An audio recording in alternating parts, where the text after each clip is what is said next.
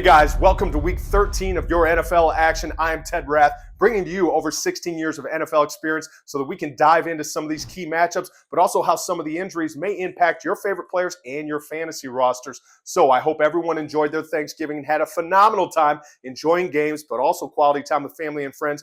Reminder, practice your gratitude muscle every day, not just on Thanksgiving. We have a lot to be grateful for. For this week, let's dive right in. Who do we have? Brock Purdy. Let's talk about it. It's a shoulder issue for a quarterback.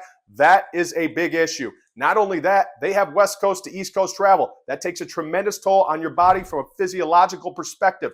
Now, he's going to deal with the weather. There's probably going to be snow. There's probably going to be wind. That wind's going to swirl inside that stadium as it does. Those are all key things that we have to consider, and therefore, I'm going to sit Brock Purdy this week because of all those extenuating circumstances going into Buffalo for a big-time matchup for them.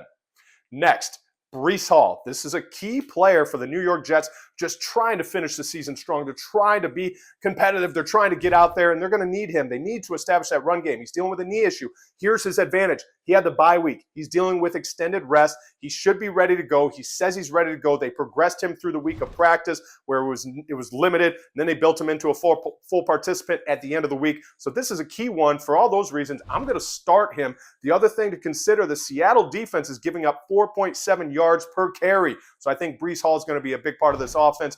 Todd Downing calling those plays, and I think he's going to try to get him involved early and often. Moving on to the next player, Tyler Lockett. Opposite sideline, same game. This is a Seattle team that, once again, that West Coast to East Coast travel, that's a big deal. It does play a role. The travel fatigue is real. That's hard to adjust and acclimate to. It's much harder than flying east to west. Now, the other thing to consider, this is a 1 p.m. Eastern kickoff. That's 10 a.m. That throws off your nutrition patterns. That throws off everything. You're trying to get these athletes fueled. You're trying to deal with anti-inflammatory foods for TJ because he's dealing with a knee issue. So now he's got that travel fatigue compounding with inflammation. Now you're trying to wake him up early where his body clock might not be fully ready. So those are all key things that are going to make me sit Tyler Lockett this week. I do think they're going to get targets to DK Metcalf, Jackson, Smith, and Jigbo. I think those guys may be the key ones here if you're looking at targets and where that ball is going to go. But the New York Jets defense is no joke either. They're doing a good job under their head coach, who's now the interim head coach, who's their defensive coordinator.